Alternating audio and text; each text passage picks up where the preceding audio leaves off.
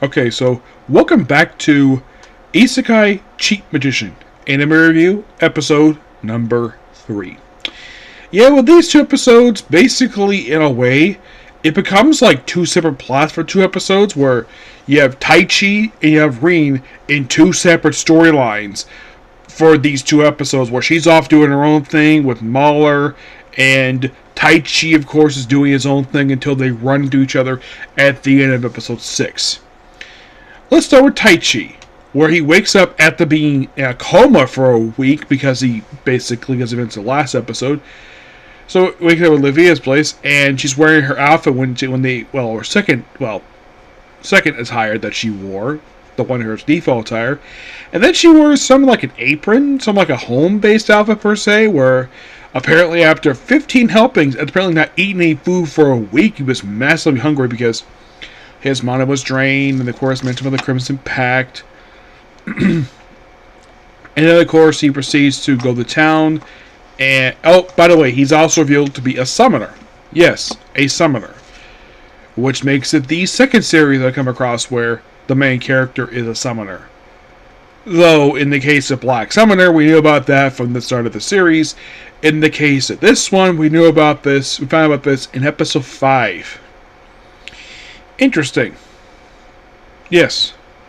But at least, basically, the difference between this one and Black Summoner is not only the fact these two series air 3 years apart, that's not the big difference. The fact that the main character that one was reincarnated, this one he was teleported. In layman's terms, he was isekai'd. So, that's a minor similarity, but yeah, I know the fact that some of the anime I tend to watch where I compared them to, I've seen this in other anime, but in the case, this is a minor thing per se. Like, so far anyways, in the span of like 6 episodes, I've mostly compared the series to stuff I've seen in about 3 or 4 different anime. Not a lot per se. Though one thing different from this one, all the previous anime I watched are fantasy based, where you have the characters trying to be an adventurer. Here's the biggest difference: the Guildmaster is a dwarf.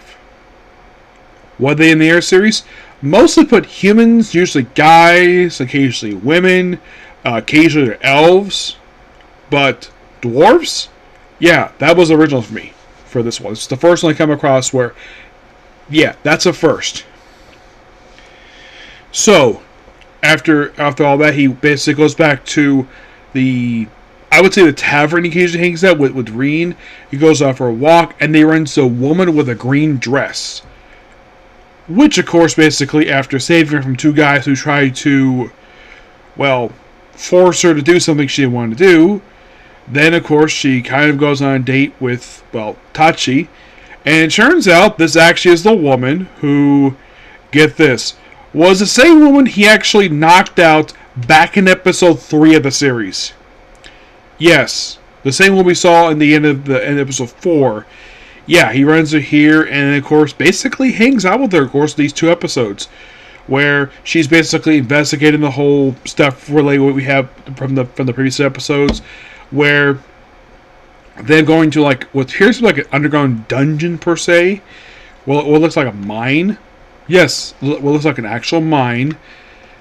Based on the way the tunnel looks, it looks like an actual mine. It doesn't look like a dungeon, it looks like an actual mine. Where then of course they mentioned, there are goblins involved. And the way they describe these goblins, it's like, okay, this has only happened in one other series with the goblins picked like this. That being Goblin Slayer.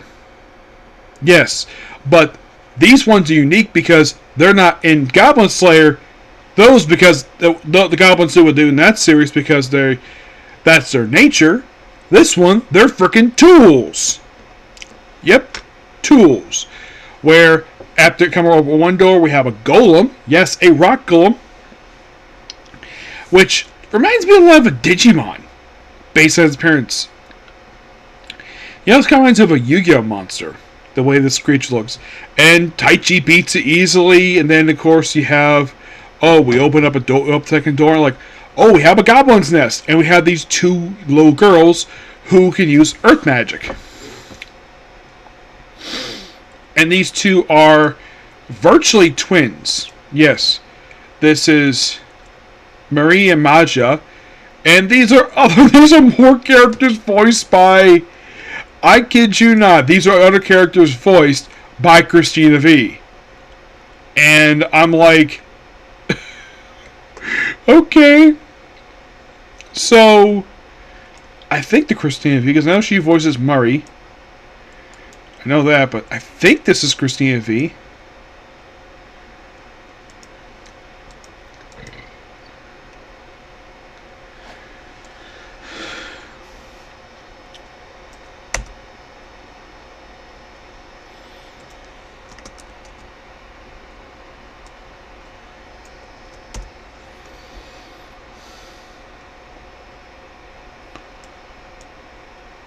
Miramaro.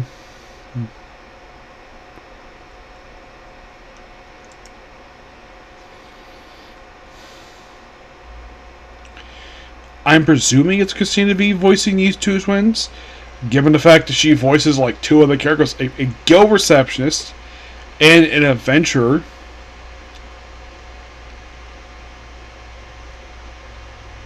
Oh, Colleen O'Shaughnessy.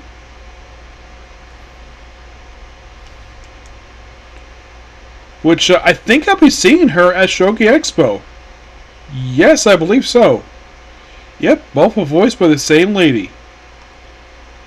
Yeah, they basically appear in episode 6. So, and like, oh yeah, I made these goblins, and he made those. She made those. Apparently, he's a multiple nest. So, they're like, you do realize these goblins will probably turn on you too. They're like, don't worry, we have this crystal ball, and then as soon as they activate them, the goblins turn on immediately. Luck enough, Tai Chi saves them, kills a lot of goblins, and of course, by the way, at this point, he's calling her the girl Anna. Basically, full name's Anastasia. Astia, I think that's the pronounced name. Yes. So, yeah. After, of course, basically that, well, they get out of there. He goes to the tent where the big battle's going on because, of course, what happened, the Reens plot. He, of course, brings the two twins there, and, of course, he joins the battle, and, well, that's where his part of the episode ends. In the case of Reen, well, basically, they're continuing investigating the plot they've going on since episode 3 of the series, where it leads them to, well, at one point, run into Grammy again, who kidnaps Mahler, and takes her to a particular building to be sacrificed by sorcerers to form the Crimson Pact. But lucky enough, she beats him very easily, like way too easy. And apparently the guy behind all this apparently knew this was going to happen, so... Oh, by the way, the guy...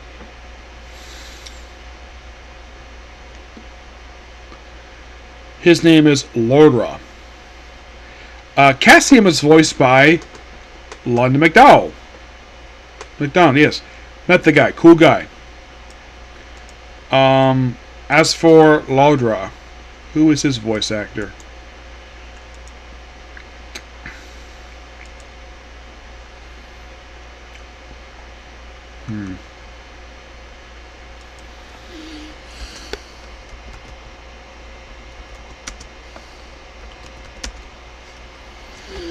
Let's see. This might be able to help me.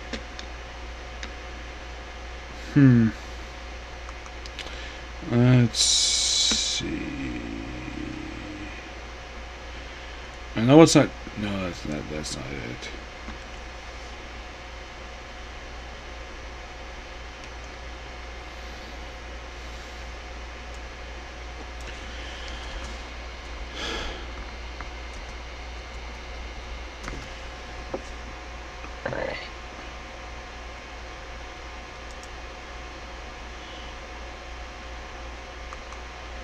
That can't be it. Maybe this might be able to do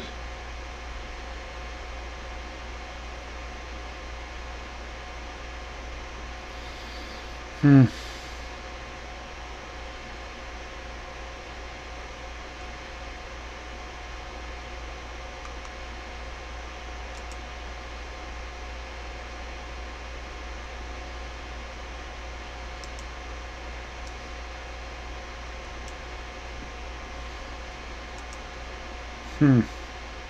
Still trying to find out who the heck voices this guy.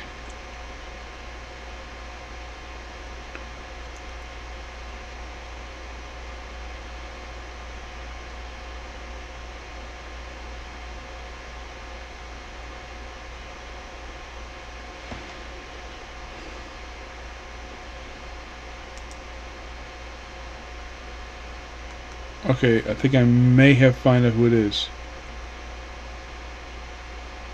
That might be the dub. That would be a sub actor. Daisuke Hiro. That sounds like a sub actor.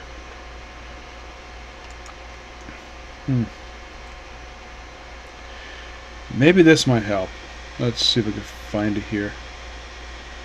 Where are you?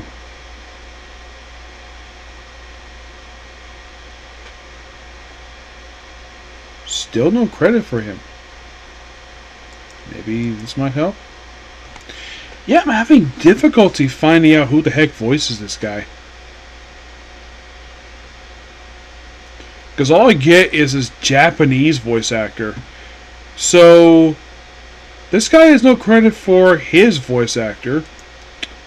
What about Grammy? Who, by the way, very pretty lady. Yeah. That's one thing I like about this series, is the fact we have very beautiful women in this series.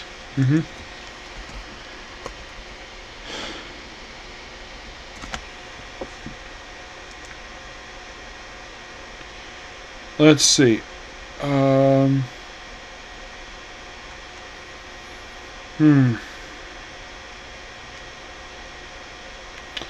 Another one, basically, I cannot find who the heck voices this woman.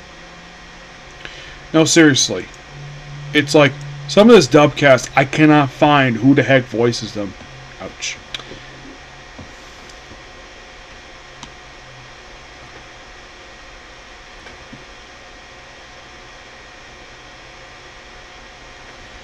Oh, come